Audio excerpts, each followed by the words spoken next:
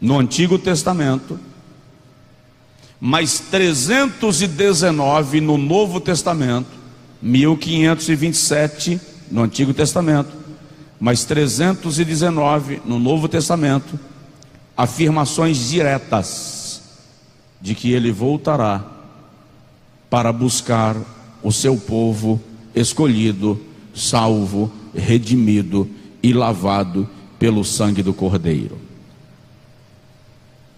Estou vendo vocês assim bem desanimados. Deixa eu explicar para vocês. Eu estou lhe dizendo que antes dessa escola bíblica terminar hoje, Jesus pode voltar. É isso que eu estou lhe dizendo. Amém? Bom, no comentário, no escopo da lição, só alguns irmãos têm. A partir de terça-feira certamente todos já poderão tê-la, ou no domingo na escola bíblica. No primeiro tópico da lição, o comentarista vai mencionar sobre as duas etapas distintas da vida de Jesus. É o que eu mencionei há pouco, quando ele vem para o arrebatamento, os estudiosos chamam de primeira etapa, e a segunda etapa quando ele vem para estabelecer o seu reino milenial, certo? Na primeira, a volta do Senhor Jesus se dará para arrebatar a sua igreja. E aí a Bíblia diz que todos os salvos e todos os que morreram em Cristo serão transformados e arrebatados. Abra sua Bíblia, já que você está sem a lição. Primeira carta de Paulo aos Tessalonicenses, capítulo de número 4.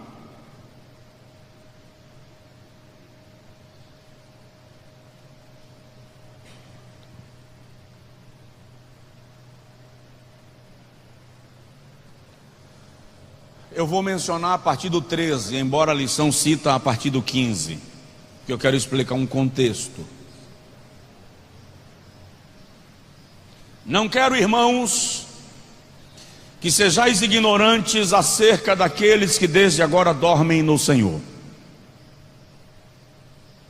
Porque é certo que se Cristo ressuscitou dentre os mortos, também é certo que os que desde agora dormem no Senhor, Deus os tornará a trazer com Ele.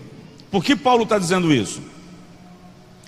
Porque em Tessalônica e região havia uma consternação exacerbada quando alguém morria.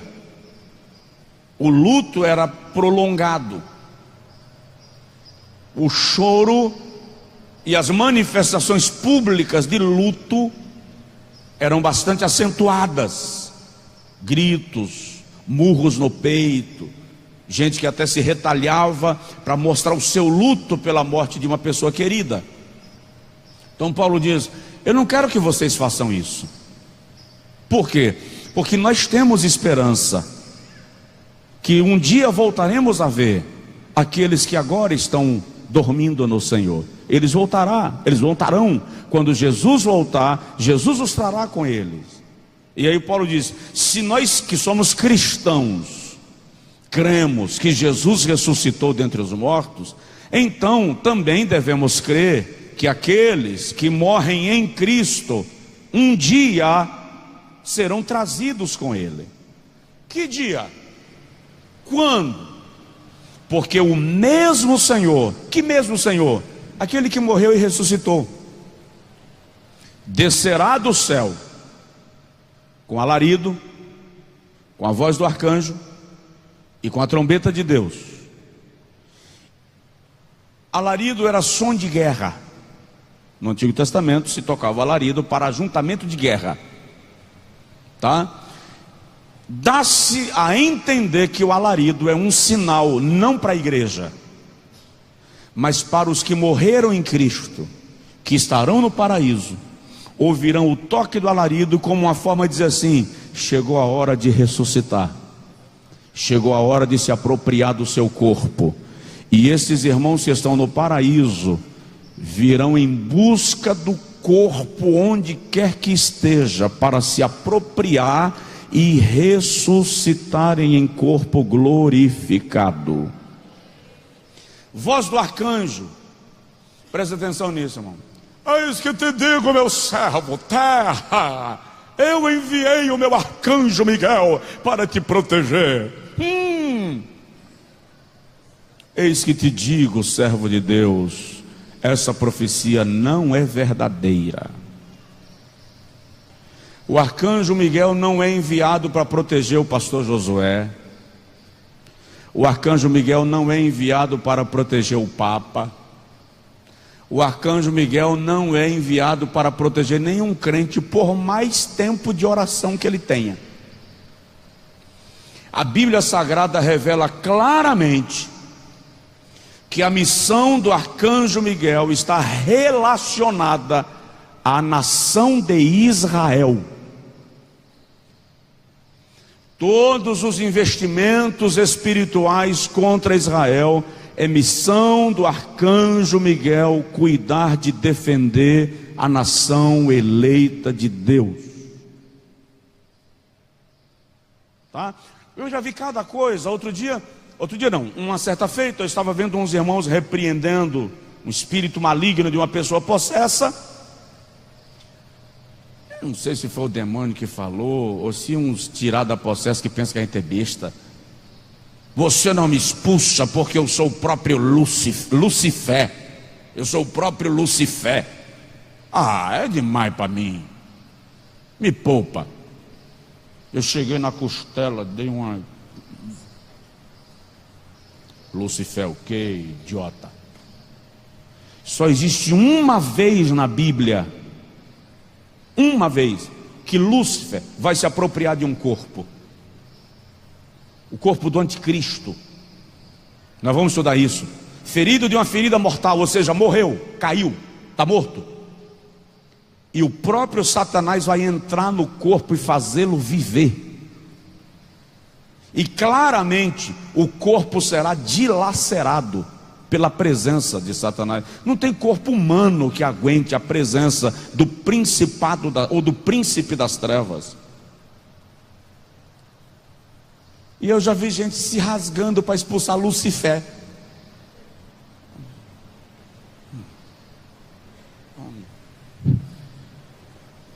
Microfonada. Tá? Mas vamos lá. A voz do arcanjo é um sinal para Israel. Messias está vindo. E a trombeta de Deus, que é para os crentes salvos, que estão vivos e serão convidados ao encontro do Senhor nos ares. Paulo diz aos Coríntios, primeira carta, capítulo 15, versículo 53.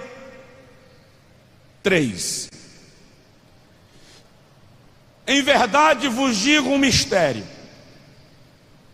nem todos morreremos, mas todos seremos transformados ao som da trombeta de Deus. Então a trombeta de Deus é para os crentes vivos que serão transformados. O mesmo Senhor descerá do céu com alarido. Você está notando isso, irmão? Ó, na última escola eu vou fazer um teste escrito para você responder, tá? O mesmo Senhor descerá do céu com alarido, com voz do arcanjo, com a trombeta de Deus. E os que morreram em Cristo ressuscitarão primeiro. Depois nós, os que estivermos vivos, seremos arrebatados. Aqui eu me apaixono, porque é esse detalhe que está a minha paixão. Juntamente com eles nas nuvens. Diga comigo, juntamente com eles nas nuvens. Só mais uma vez. Juntamente com eles nas nuvens. Por que isso me apaixona? Porque eu já perdi pessoas amadas. E aí Paulo está dizendo que os que morreram em Cristo serão ressuscitados, Os que estiverem vivos serão transformados, juntos arrebatados. E a expressão juntamente com eles nas nuvens indica reencontro. Reencontro. Sabe o que isso significa? Que lá nós saberemos quem é quem, nos reconheceremos, celebraremos o reencontro juntamente com eles nas nuvens, ao encontro do Senhor nos ares. Você já devia ter dado um glória a Deus, um choro, um aplauso, alguma coisa.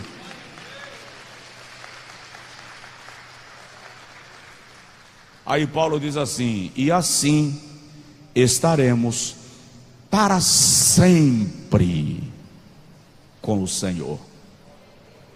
E aí Paulo conclui esse texto e essa orientação bíblica dizendo assim: portanto, meus amados irmãos, consolai-vos uns aos outros com estas palavras. Amém? O mercado está vazio, seu trabalho já parou, o martelo dos obreiros, o barulho já cessou, os ceifeiros lá no campo terminaram seu labor. Sai a última notícia: Jesus Cristo já voltou, o Rei está voltando, o Rei está voltando, a trombeta está soando,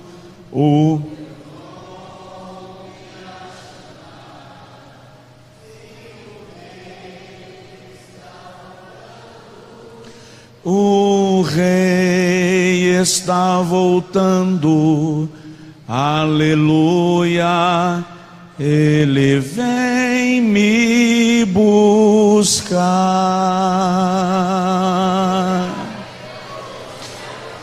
Aqueles papeizinhos com as perguntas já podem começar a circular, que já tem gente sinalizando aqui, ó.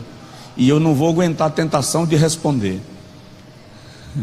Então, Lucas, Almeida, você, o povo, aquele papelzinho das perguntas já pode começar a circular, porque já tem gente levantando a mão assim.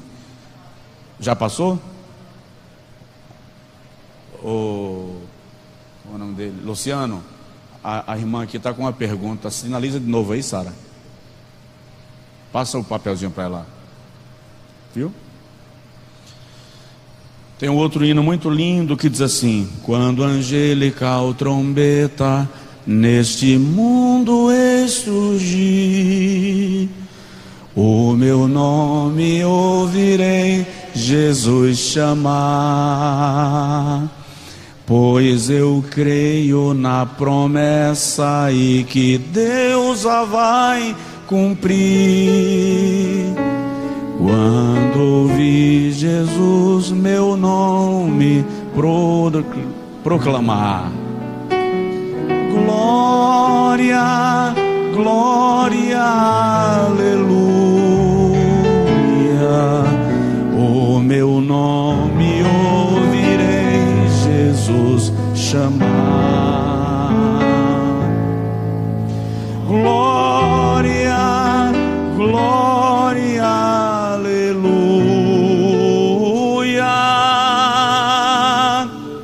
eu espero ouvir Jesus a me chamar.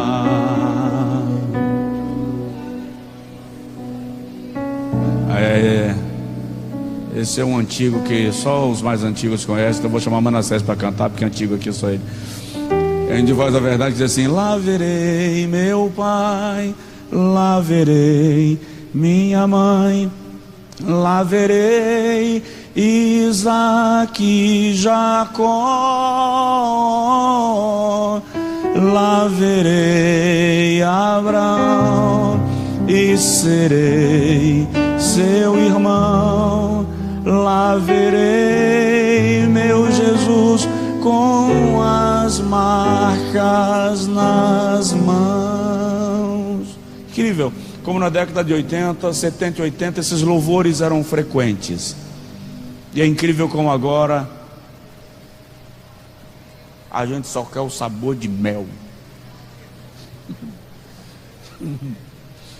Mas Jesus vem. E a vida vai ter sabor de mel é quando chegar na glória. Porque aqui, ainda que você tenha uma colmeia para um favo de mel, aqui acolá vem um bagacinho da colmeia para comprometer o sabor do mel. Não tem jeito, tá? Mas vamos lá. Isso quando não vem um ferrão da abelha junto. Mas vamos lá. Bom, primeira etapa, o arrebatamento da igreja. Segunda etapa é quando Jesus vem ao mundo, 7 anos mais tarde, falamos disso há pouco, depois das bodas do Cordeiro, que ocorrerá no céu. A grande tribulação ocorre na terra. 7 anos depois, Jesus vem, pisa no Monte das Oliveiras. Isso está em Apocalipse 19, Zacarias capítulo 11. Quando ele vem para julgar as nações e estabelecer o seu reino milenial. Uma visão pessoal que não é estabelecida como tese. Não é estabelecida como tese. Eu tenho dificuldade de compreender a ideia de primeira etapa e segunda etapa. Eu consigo entender a segunda vinda de Jesus, arrebatamento da igreja, e a vinda de Jesus em glória, para estabelecer o seu reino milenial, sem necessariamente chamar isso de a mesma vinda, primeira etapa, segunda etapa, porque eu não consigo entender essa lógica de uma vinda só 2 vezes. A minha matemática não assimila, tá? Ele vem uma vez, arrebatou a igreja, aí a segunda vez ele vem para estabelecer o seu reino milenial, e a nossa teologia ortodoxa coloca isso como uma vinda só, primeira etapa e segunda etapa. Eu consigo compreender melhor assim. Ele veio a primeira vez, nasceu, cresceu, viveu sem pecar, morreu por nós, ressuscitou dentre os mortos e está sentado à destra de Deus. Primeira vinda. Segunda vinda, ele vem para arrebatar a sua igreja, a noiva, e levá-la às mansões eternas. Bodas do Cordeiro, grande tribulação. Aí ele vem outra vez, aquilo que a Bíblia chama de sua vinda em glória. Todo olho o verá, para julgar as nações e estabelecer o seu reino milenial. Não muda em nada a essência da doutrina da escatologia. A única coisa que muda é essa maneira de pronunciar a forma como isso se dará. Então, repito, eu sou assembleano de formação, tá? Na teologia que a Assembleia de Deus estabelece como nosso credo, chama essas 2 vindas de uma vinda, dividida em primeira etapa e segunda etapa. Ok? Eu, na minha humilde insignificância, não consigo assimilar essa ideia de uma vinda em 2 fases, uma vinda em 2 etapas. Eu consigo entender que ele vem para arrebatar a igreja e ele vem para julgar as nações. São acontecimentos completamente distintos, porque no arrebatamento ele vem para a igreja, depois das bodas do Cordeiro ele vem com a igreja. No arrebatamento ele vem até as nuvens. No julgamento das nações ele pisa na terra. No arrebatamento a igreja vai ao seu encontro. No juízo das nações a igreja desce com ele. No arrebatamento ele vem para estabelecer galardão para a igreja.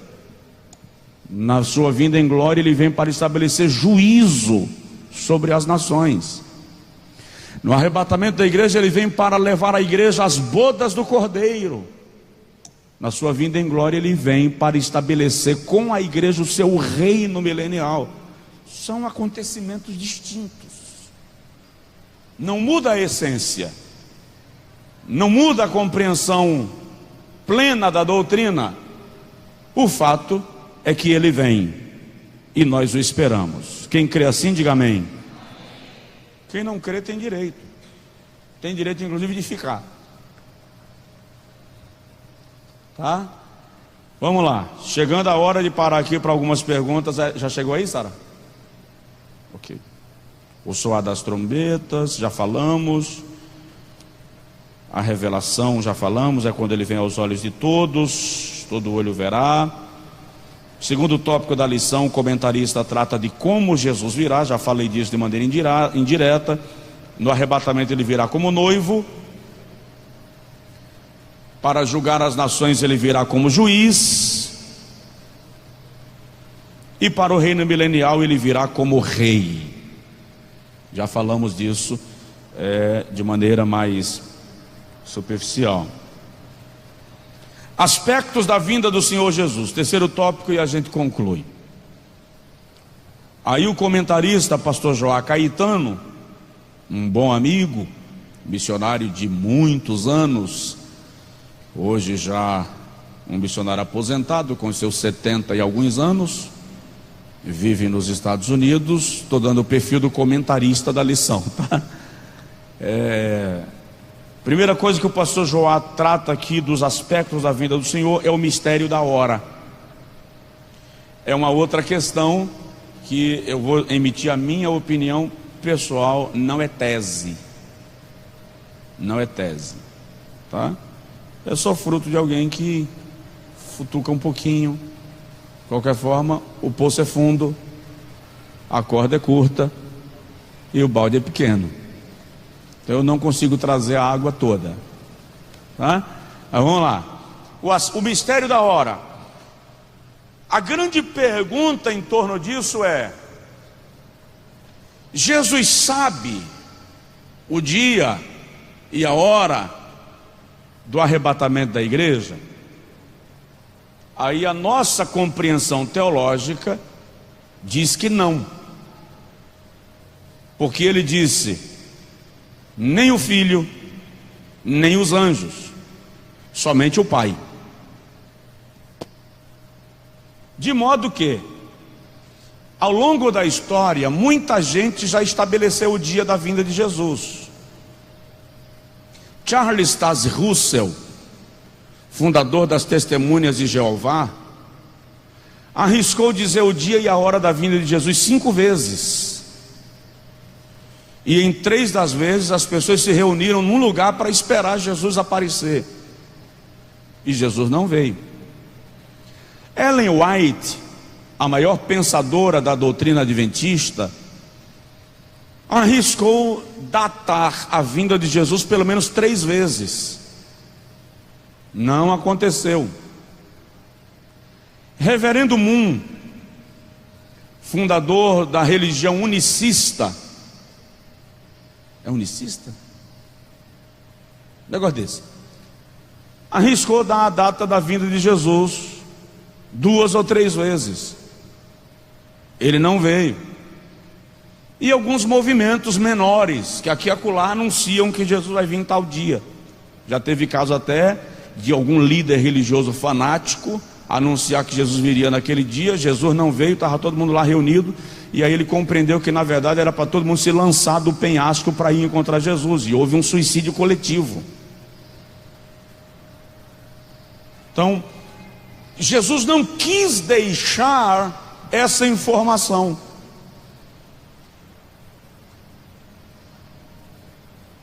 Na verdade, ele deixou sinais, nós falamos há pouco. São esses sinais que vão nos dando parâmetros. São placas de sinalização.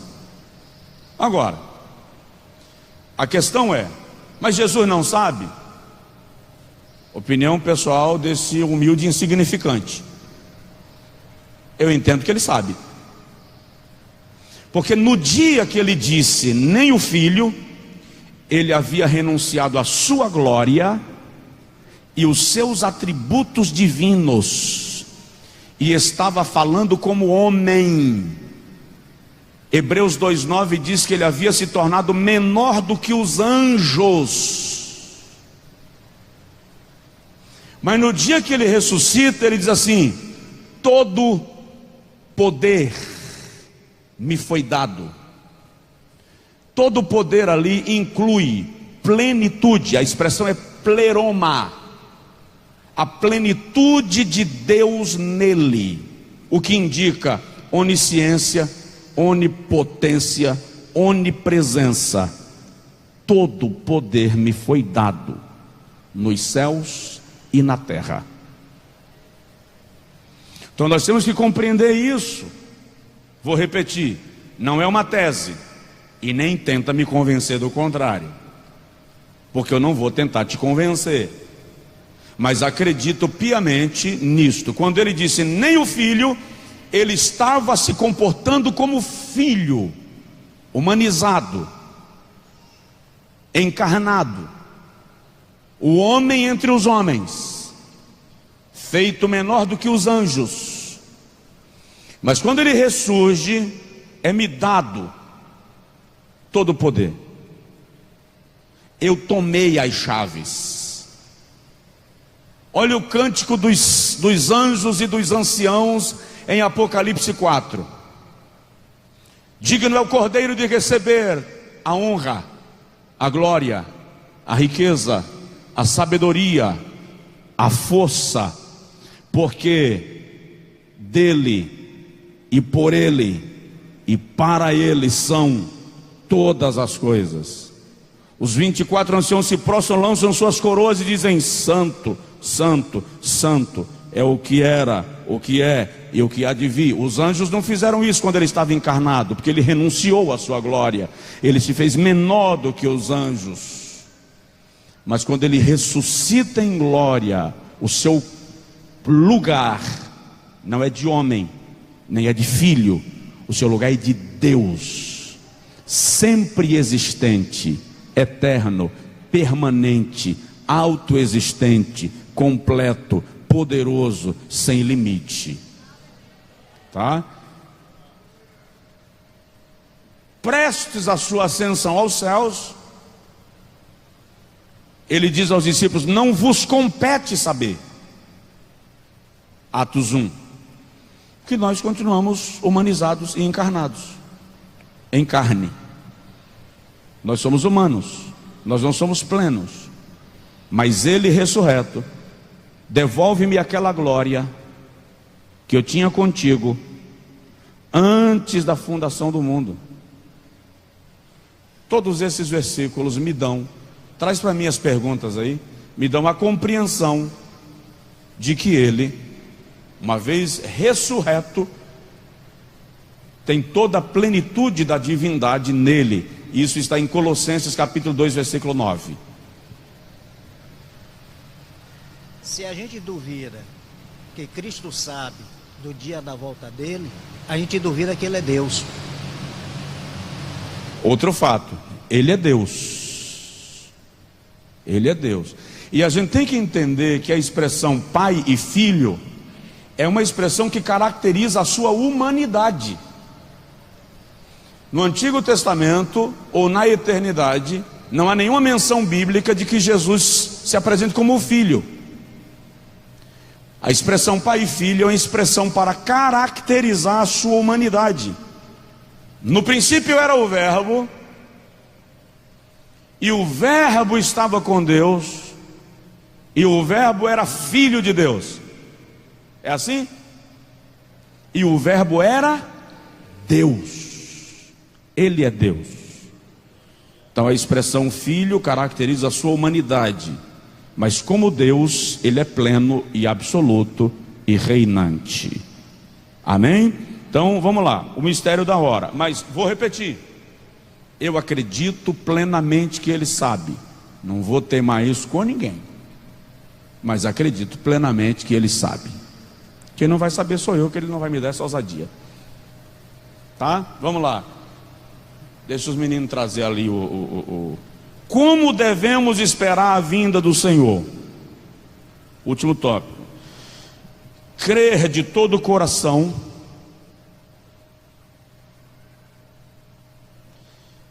Crer vigiando, esperar vigiando. Orar continuamente acerca disto. Amar a vinda do Senhor ardentemente.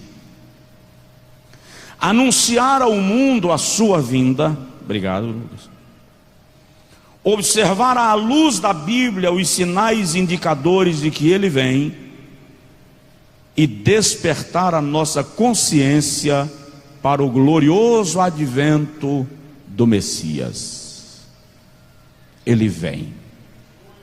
Jesus vem. Eu vou repetir, porque se eu disser para uma noiva apaixonada, teu noivo está na porta, ela corre para abrir a porta. E eu estou dizendo para a igreja, Jesus vem, e a igreja está parecendo que um dia lindo almejo eu encontrar a eterna glória que prometida está. Gozo e alegria posso então eu sentir, pois Jesus Cristo já está por vir. Jesus virá outra vez aqui.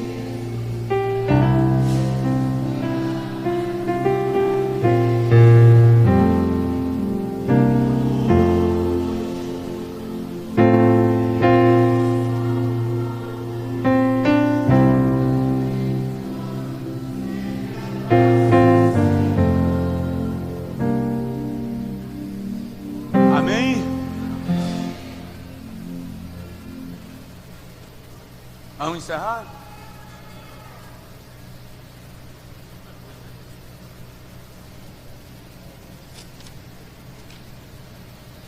É possível identificar alguma personalidade no cenário mundial como o anticristo? Não. Já fizeram isso algumas vezes. Isso aqui é o quê? Isso aqui era pergunta, irmão. Digo, agora. Já fizeram isso algumas vezes. Já disseram que era o Papa. Já disseram que era Gorbachev, presidente da União Republicana Socialista Soviética. Já disseram que era Ceausescu. Já disseram que era Clinton. Já disseram que era Tony Blair. Não dá. Hoje que eu me refiro nesse tempo, já vi alguns mencionando o novo presidente da França. Aqui e acolá surgem líderes com características que fazem lembrar a descrição que o texto de Daniel, por sinal, faz do comportamento do anticristo. Mas não dá para apontar alguém como sendo provável. Amém? Se alguém quiser assim, correr o risco, senta comigo depois para a gente conversar, que eu preciso entender a sua linha de raciocínio. Não lança agora não, porque se você lançar agora quem é que você pensa que é, você vai ter que provar por A mais B, X mais Y. Irmão Marcos, o senhor sinalizou?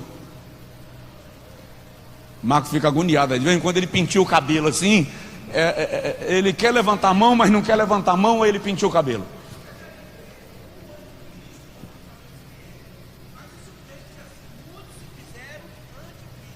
Verdade.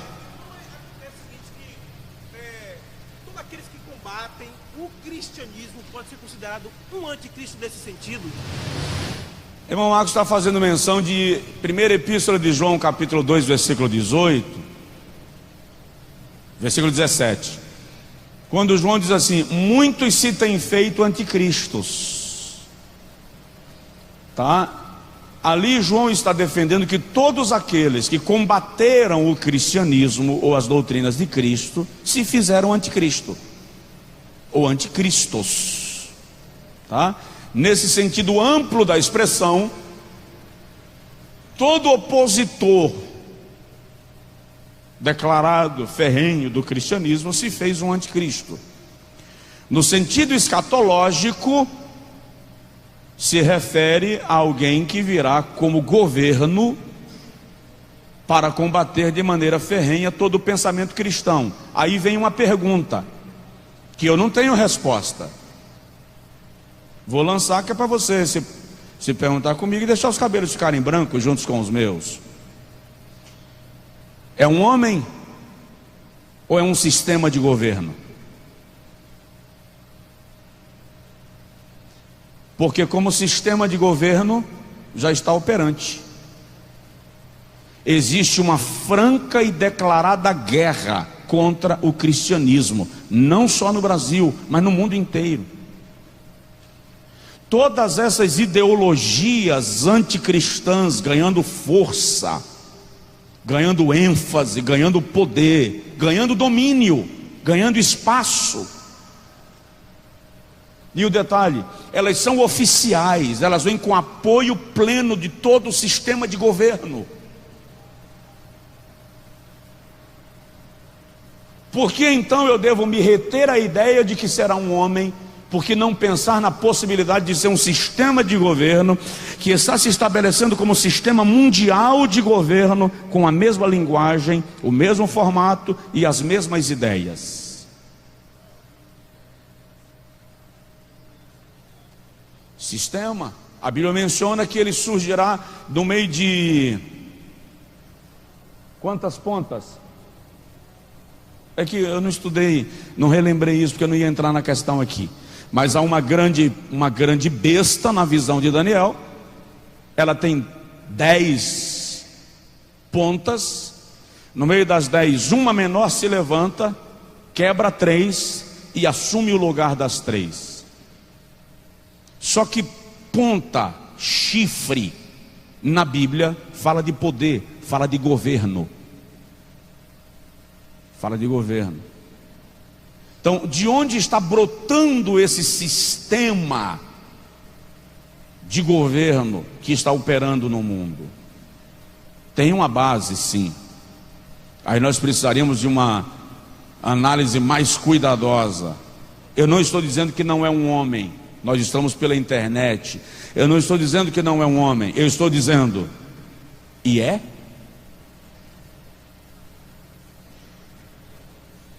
Um ponto. Ao longo desses 3 meses nós vamos estudar sobre isso. E olha para mim, alguns pontos vão clarear e algumas perguntas vão surgir para a gente estudar um pouco mais. Eu só tenho 25 anos estudando sobre esse assunto, tentando terminar um estudo e não consegui ainda. E quando eu pego no maço de caderno, ainda era na época do caderno de 12 matérias, tá? Aí quando eu pego no maço de cadernos, eu digo, o que é que eu faço agora? Eu tenho que voltar digitando, tal, alinhando. Ou seja, tem mais 25 anos à frente. Quando eu tiver 70 anos, eu publico um livro sobre o assunto. Se eu seguir essa lógica, é mais ou menos isso, né? O irmão Humberto mencionou alguma coisa. Só um segundinho, amado. Para mim, deixa claro que é um homem. 2 Tessalonicenses capítulo 2, versículo 3 e 4 diz: quando se manifestar o iníquo. É isso aí?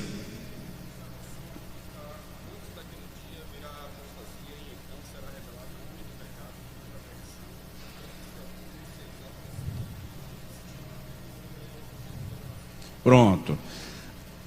Deixa eu ler ali, deixa eu repetir a leitura. Queridos, é porque se vocês me levarem assim, eu vou acabar defendendo uma tese. Eu não quero defender uma tese. Tá?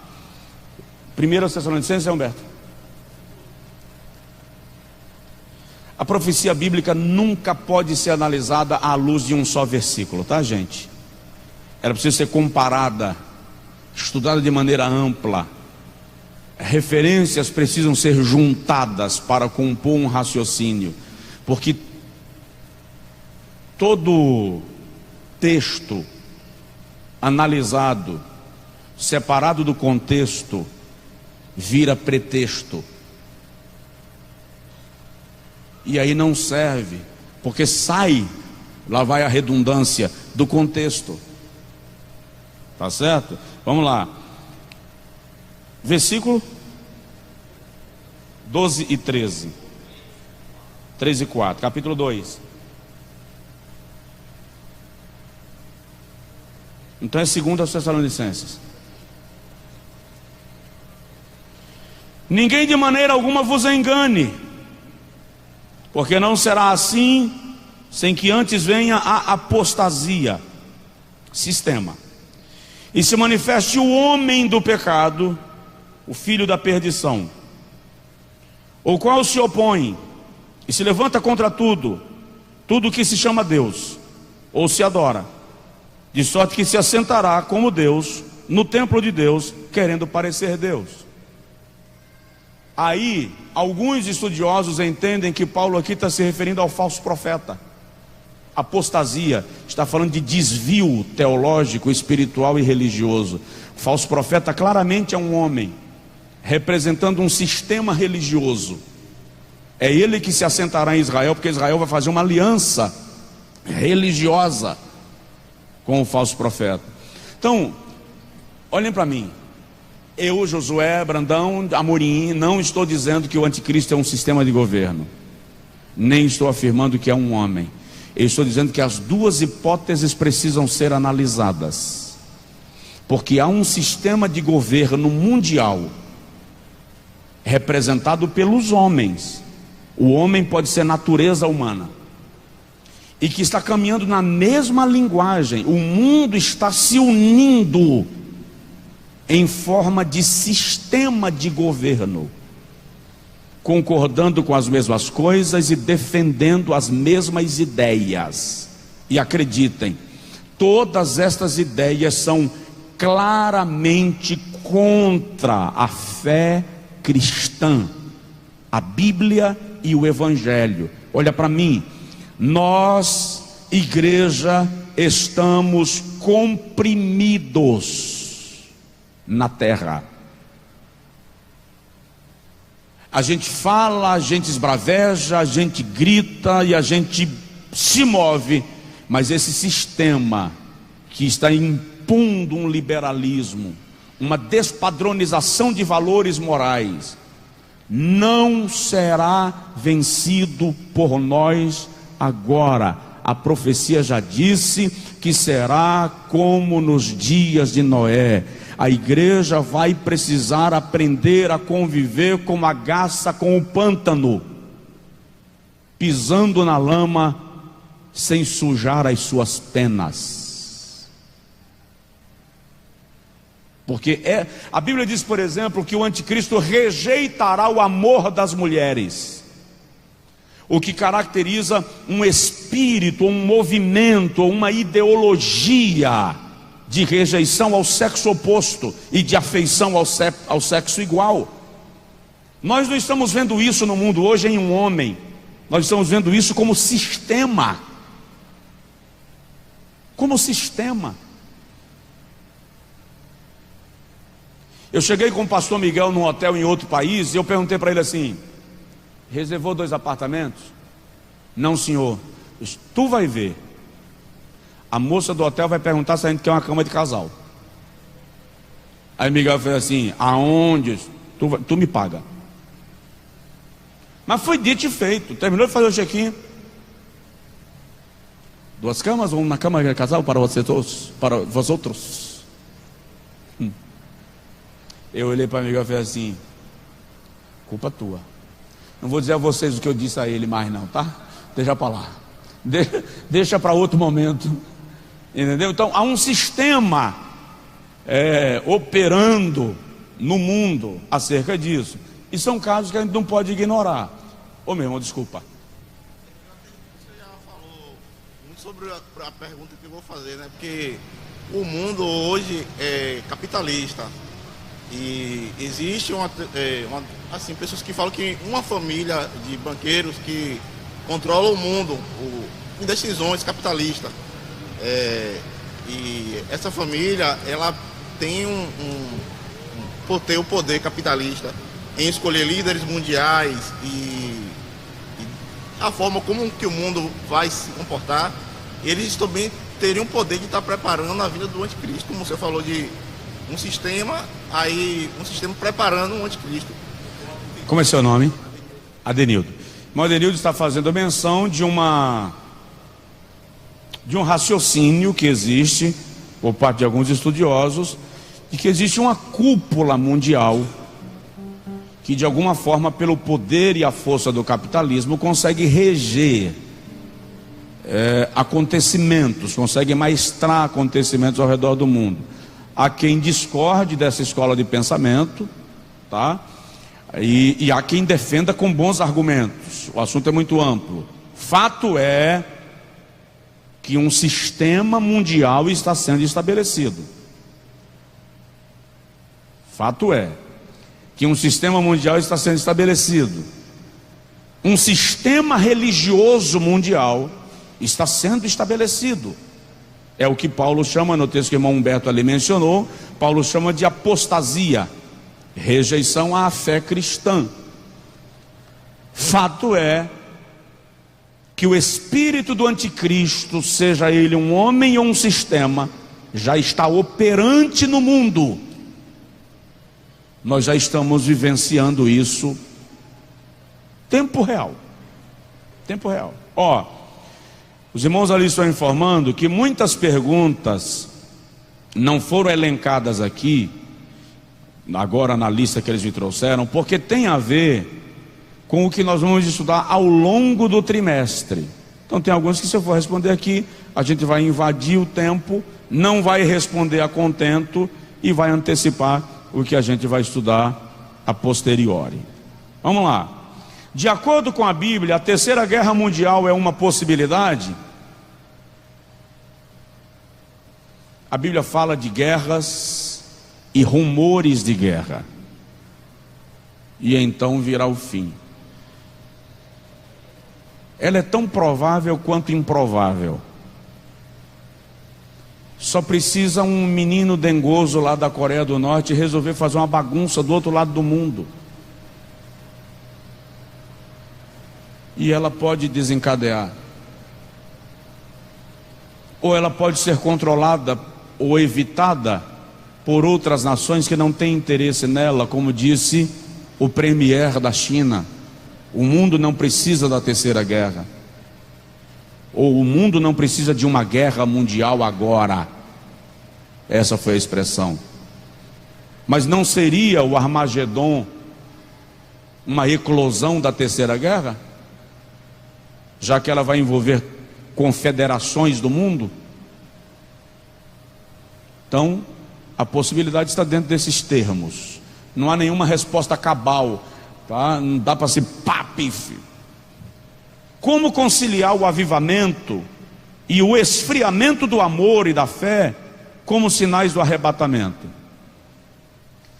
A igreja invisível, a igreja salva, a igreja do Cordeiro, a noiva do Cordeiro, os crentes comprometidos com o Evangelho, apaixonados pelo céu, serão avivados e incendiados pelo Espírito Santo. Aqueles que não querem compromisso com Deus e com a Bíblia, não se comprometem com o Evangelho e com a santidade, vão de mal a pior, se esfriando na fé e fazendo da igreja apenas um clube de fuga da consciência.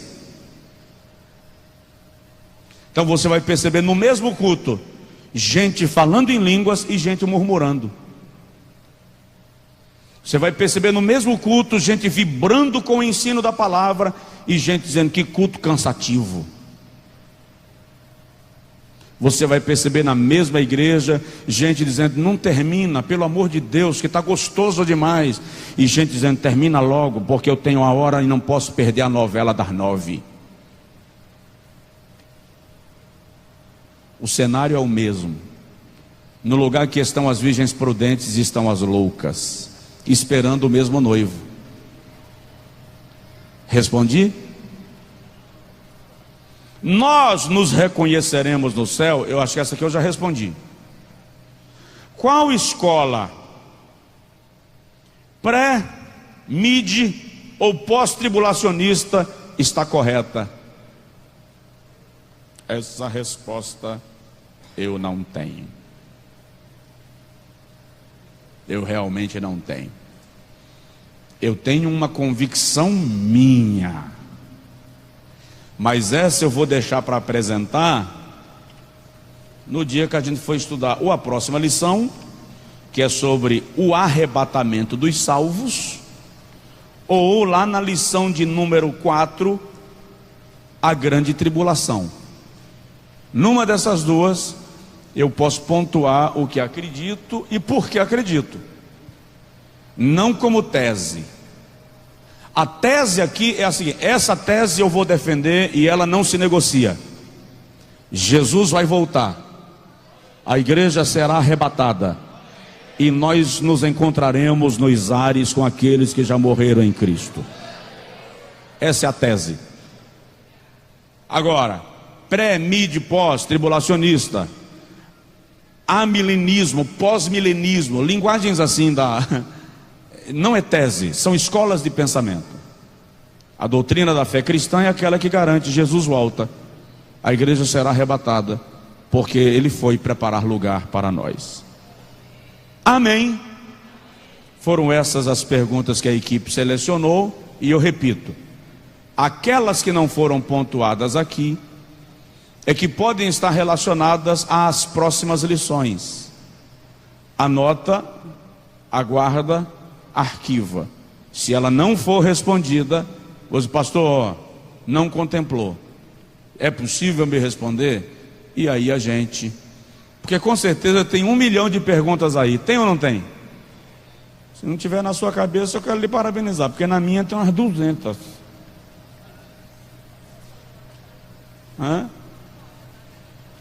A irmã Adriana está sugerindo a escola só terminar 1h da tarde.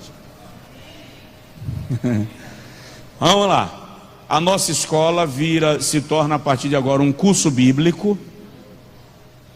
O certificado será emitido pela nossa faculdade teológica, a UNID, tá? Com composição de carga horária.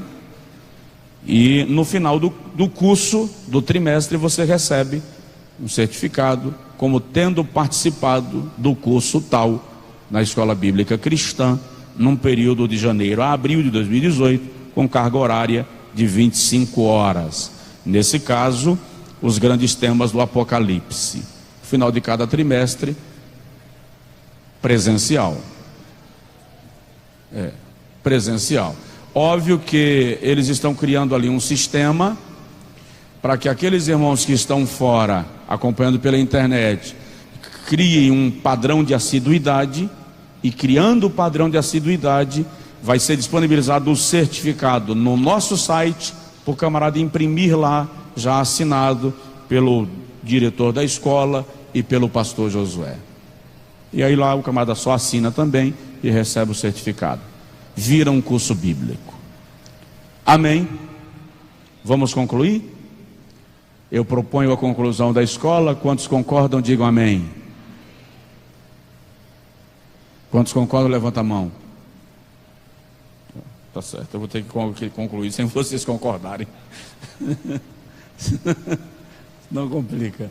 Pastor Zé Luiz, faz isso aqui chegar na mão deles lá, por favor, meu amigo. Deus abençoe. As nossas equipes e classes já vieram, falta só dos adolescentes. Chama lá para mim, Luciano. Obrigado. E nós vamos concluindo a nossa escola. Próximo domingo, se Jesus não tiver voltado ainda, nós vamos estudar sobre o arrebatamento dos salvos, tá? Aí vamos compreender um pouco mais detalhadamente sobre o arrebatamento da igreja, deixando muito claro o que eu falei há pouco, o que para mim é doutrina basilar, inegociável, indiscutível, são os sinais da vinda de Jesus e o fato de que Ele já está vindo, Ele vem. Os demais posicionamentos, veja só, Paulo, o apóstolo, estou esperando os adolescentes virem, tem momentos nos textos de Paulo que ele diz assim, sobretudo aos Coríntios ele usa muito essa expressão: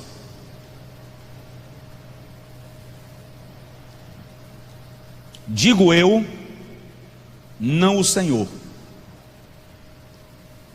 Paulo usa isso. Diz o Senhor e não eu. Então, quando se trata da doutrina bíblica, não vou negociar. Mas quando se trata de uma escola de pensamento, da minha opinião pessoal, eu destaco isso.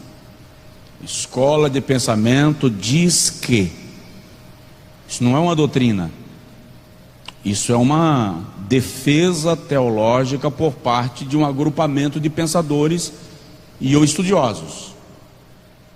É passivo de análise, é passivo de discordância, tá?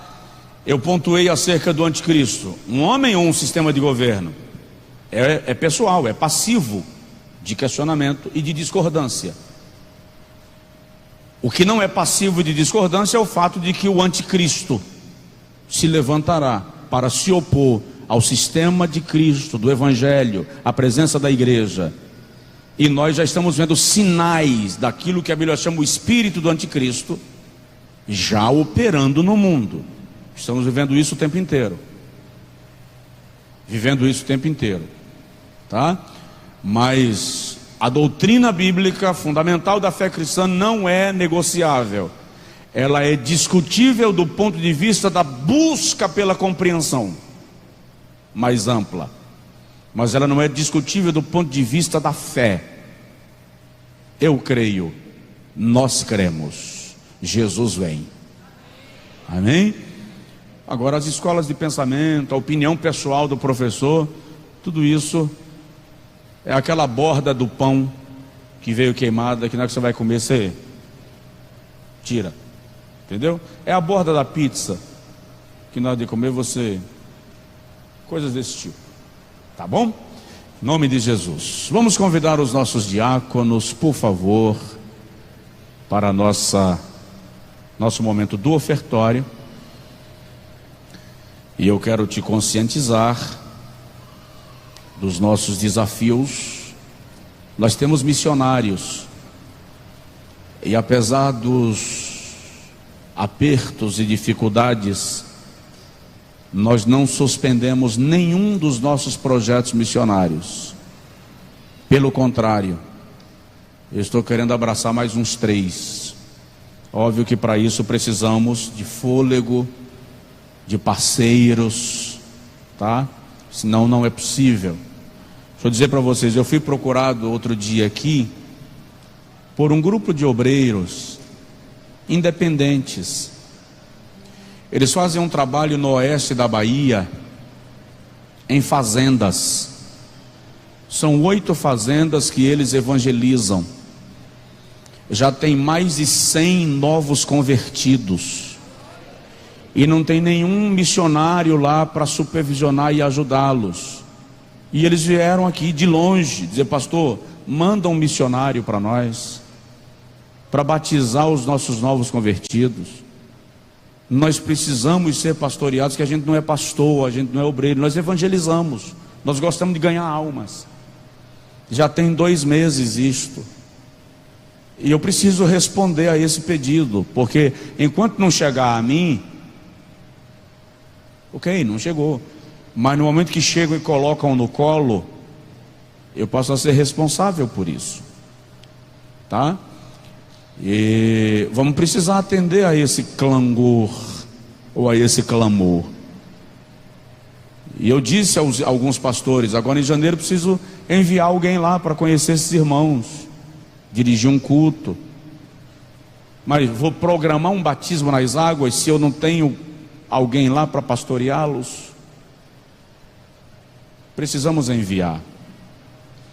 Nós temos uma irmã que faz um trabalho com crianças lá na Gabriela, é um trabalho dessa igreja. Eu disse a ela: arruma uma escola, uma casa grande, que é para a igreja alugar, para a gente implantar um trabalho social de reforço escolar, atendimento psicológico, atendimento médico e discipulado com essas crianças. Ontem à tarde eu recebi um áudio: pastor, encontrei um lugar perfeito. Aí eu falei: segunda-feira eu vou lá olhar. E alguém já disse que o coração de uma criança é de quem chegar primeiro. Então que o cristianismo chegue primeiro, que Jesus chegue primeiro. tá? São projetos missionários que não dá para abrir mão. Projeto Morrinhos deu uma arrefecida, não por parte dos irmãos que estão indo, mas a igreja precisa assimilar isso. Inclusive, eu recebi uma ideia essa semana que um pastor nosso me deu, e vamos colocar em prática. Nós temos aqui 200 ações sociais descoordenadas, cada um fazendo num direcionamento, sem unir forças para alcançarmos um resultado maior, melhor e mais concentrado. E todas essas ações sociais nós vamos colocar sob responsabilidade do Conselho de Missões, porque aí a gente passa a ter uma coordenada desses avanços, e a gente fica sabendo o que fazemos. Vou dar um exemplo. 2017 esta igreja entregou mais de 700 cestas missionárias. Estou falando de cestinha básica de quilinho, estou falando de cesta missionária, estou falando de um trem grande. Mas eu, pastor Josué, que é o pastor dessa igreja, bondade de Deus, não sabia da quantidade. Por quê? Porque vai sendo feito aí. Quando eu pedi um levantamento na Secretaria de Comunicação, que me trouxeram o relatório, irmão, é uma ação poderosa. É uma ação poderosa. Ao longo de 7 anos, cerca de 20 mil famílias já foram assistidas socialmente pela nossa igreja. E a gente precisa coordenar isso para que isso se transforme em dados que demonstrem que nós somos uma igreja atuante. Esta igreja, através dos seus membros, já construiu templos na Bahia. Construiu e entregou. Não ficou para nós. Eu não chego lá no líder da equipe, não, isso aqui tem que ser nosso. É uma equipe de irmãos nossos que vão lá, compra terreno, constrói e entrega para uma igreja na região. Você já viu isso onde? Onde é que você já viu isso? Tá?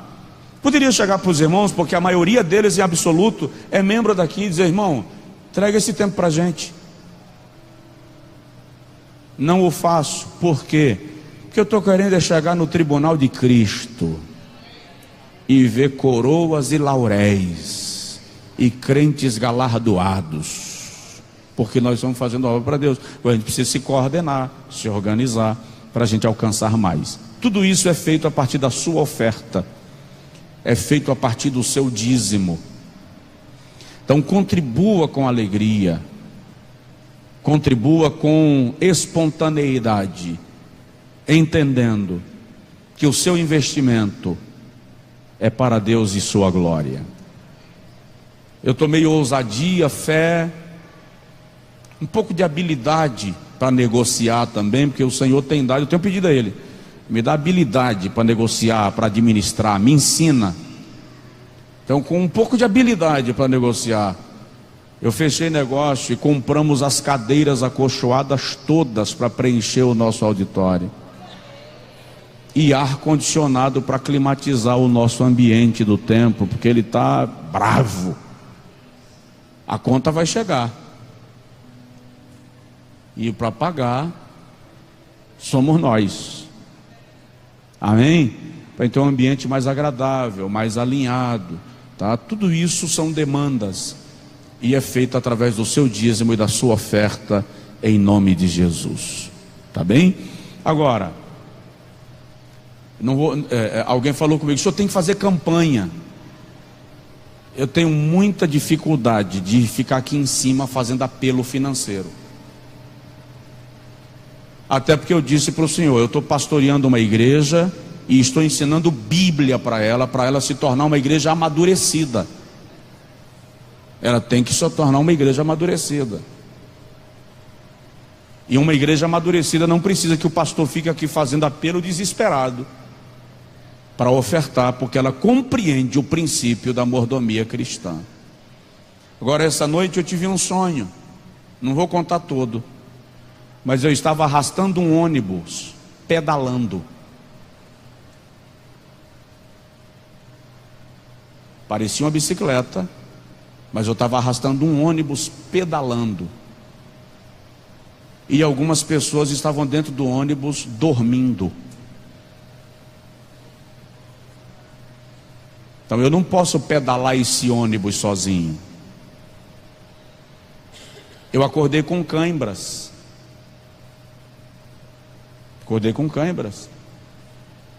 O sonho foi tão real que refletiu no físico. Tá? Então não dá para pedalar sozinho. Assume um pedal comigo, queridão, e vamos juntos, porque a obra é grande e os ceifeiros são poucos. Amém? Provoca aí o irmão do seu lado e diz para ele assim: pedala também. Tá? Pedala também. Vamos lá, vamos orar agradecendo ao Senhor pelos nossos diáconos, nossas diaconisas, consagrando-os ao Senhor Jesus. Pastor Marcos, vem cá, meu amigo, ora aqui pelos nossos diáconos e diaconisas, por favor.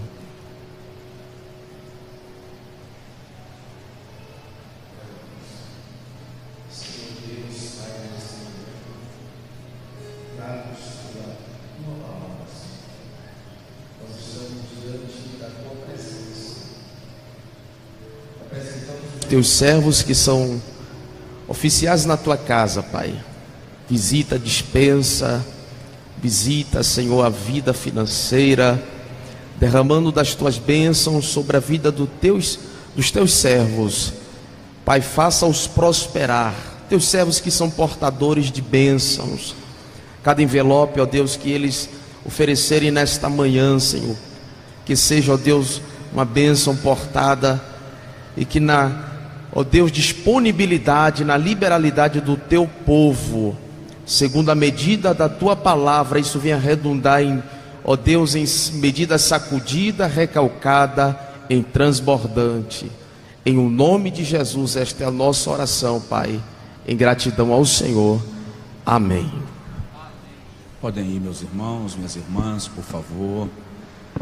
Todos os irmãos ofertam. Você que está acompanhando o culto pela internet, daqui a pouco me chega aí o número de quantos irmãos alcançados. Oferte também conosco agora. Você tem aí na tela do seu computador, do seu tablet, a informação de como pode fazê-lo. Tem número da conta da nossa igreja, e você poderá fazer isso. Pedale com a gente, tá? Em nome de Jesus. Depois a gente só vai orar pelos aniversariantes e já concluiremos. Lembrando aos irmãos, enquanto os diáconos procedem com o ofertório, que hoje à noite será a nossa Santa Ceia, às 18h30, Santa Ceia de janeiro. E aí alguém me perguntou: mas pastor, não seria pela manhã? Seria.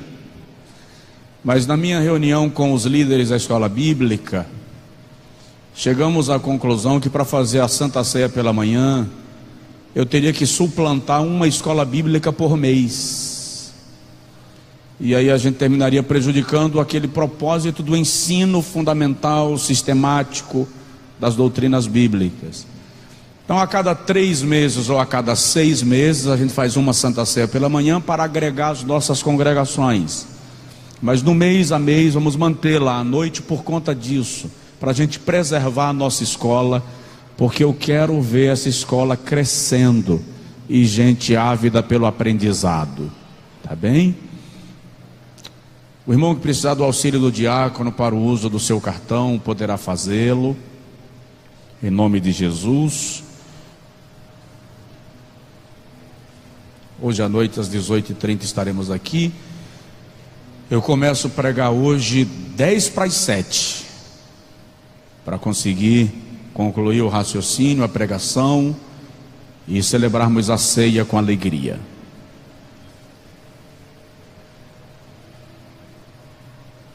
Fiquemos de pé, por favor. Pai, nós te adoramos com as nossas ofertas e dízimos, porque nós reconhecemos que tudo que temos vem do Senhor, o Pai das luzes, em quem não há mudança nem sombra de variação. Recebe, Senhor, a nossa adoração financeira. Move o coração do teu povo com liberalidade. Move o coração dos teus filhos que também estão aprendendo da tua palavra conosco, para que também invistam nos desafios que o Senhor nos tem proposto. Glorifica o teu nome em nós e abre uma porta de prosperidade para a tua igreja, em nome de Jesus, amém. Pode vir, meu irmão, minha irmã.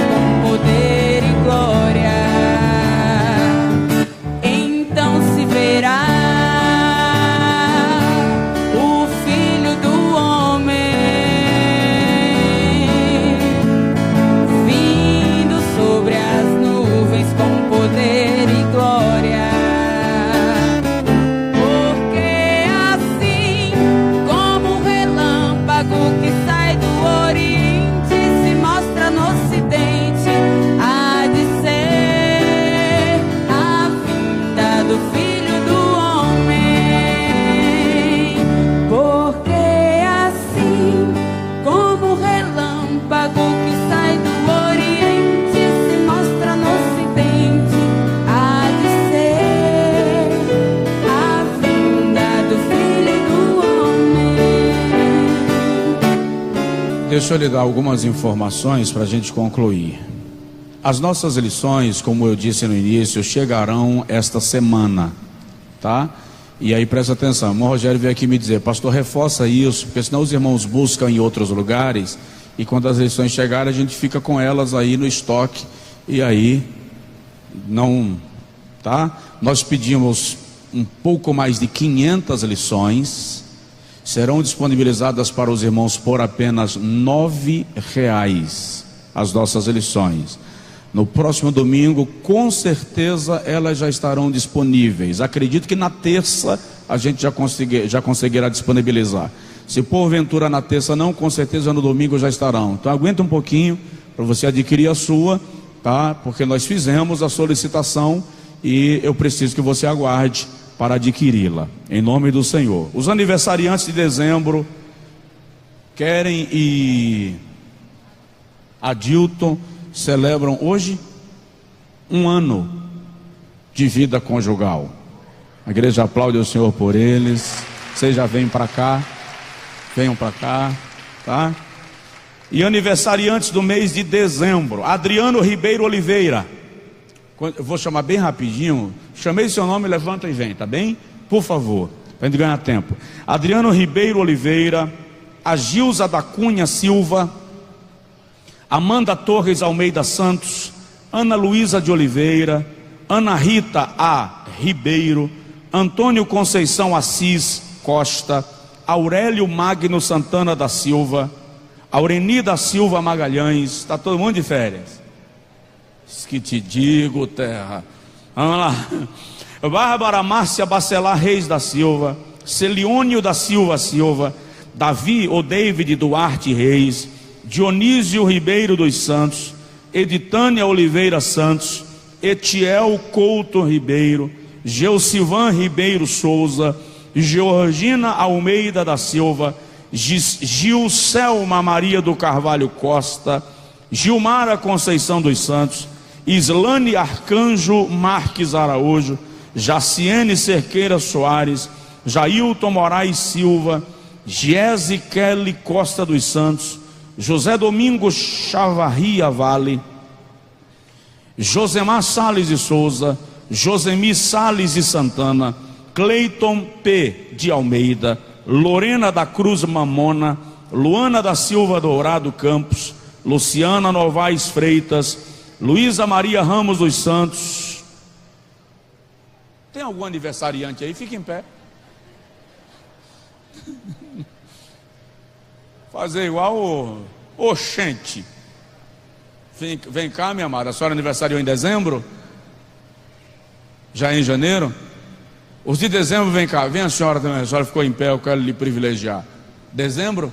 Vem para cá. Os de dezembro. Deixa eu ver se algum chega aqui. É possível? Magda Bispo de Jesus Fonseca, Margarete Costa Tavares, Maria Aparecida Cavalcante, Maria Conceição Ferreira de Oliveira, Maria Lúcia Souza Vale, Maria Raimunda Santos Paim, Maurício Cerqueira Rios, Rafael Souza Bittencourt Rodrigues, Ricardo Rocha do Nascimento, Rita de Cássia Soares Portugal, Rui Santana dos Santos, Sionara de Souza Silva, Thaís Santana de Jesus Borges, Tércio Cleomar Oliveira dos Santos, está aqui, Valnei Silva de Oliveira, Vanusa Andrade de Bem, Victor Vilela das Virgens e Vanessa Michele dos Santos de Jesus. Eu chamei seu nome? Vocês que vieram depois que eu fiz essa convocação desesperada.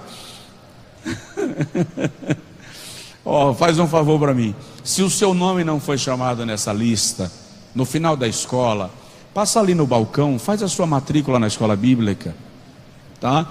Isso tanto nos ajuda no momento de compor documentos e certificados de alunos que participaram da escola, quanto nos dá uma noção da sua data de nascimento. Não precisa colocar a sua idade, pode ficar tranquilo, que a gente não quer saber a sua idade, só quer saber seu ano de nascimento, que a gente faz a conta. Tá? Tô brincando, mas preenche lá a ficha. Deixa eu convidar os secretários e superintendentes que vão passar para as mãos dos nossos alunos um mimo da nossa escola, enquanto a igreja vai aplaudir ao Senhor Jesus por eles. Aleluia.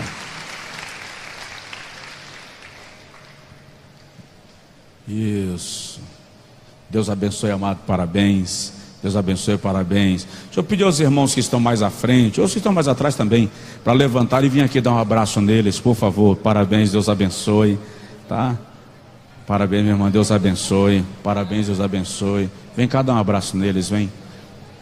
Parabéns, Deus te abençoe. Parabéns, Deus te abençoe. Parabéns, Deus te abençoe. Parabéns, irmão Rui, Deus te abençoe. Parabéns, querido, Deus te abençoe.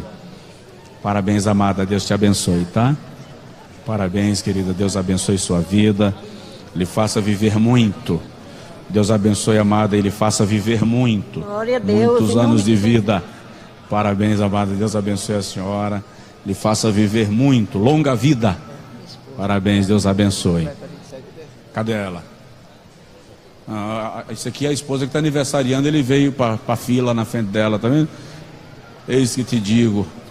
Vamos ficar de pé, vamos orar por eles e já encerrar a nossa escola. Estendo as mãos em direção a esses irmãos aqui, por favor, e digam comigo: o Senhor vos abençoe e vos guarde. O Senhor faça resplandecer o seu rosto sobre vós. O Senhor sobre vós levante o seu rosto e vos dê a paz. Amém.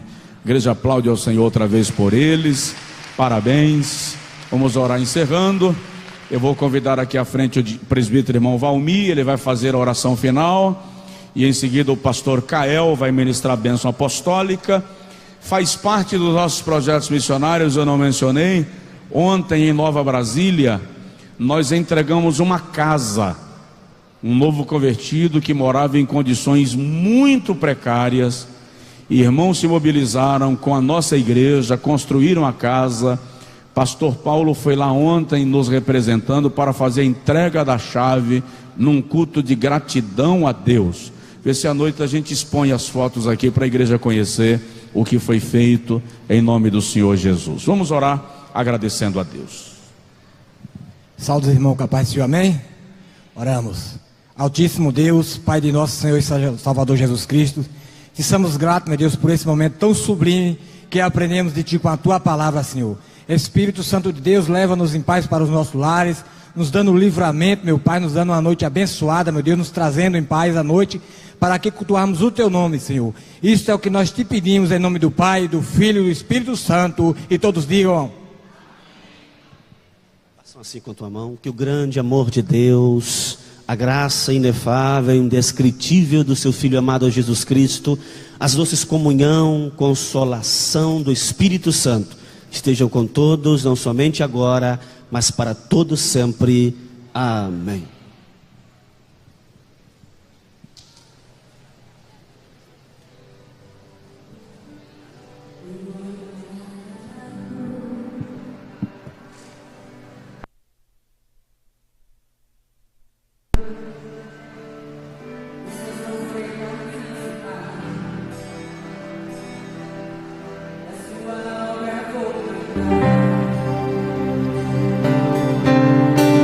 Meu Salvador, seja a cruz mostrou, seja o amor do Pai, o justo Deus, não seja pela cruz me chamou, gentilmente me atraiu e eu, sem palavras, me aproximo, quebrantado por seu amor.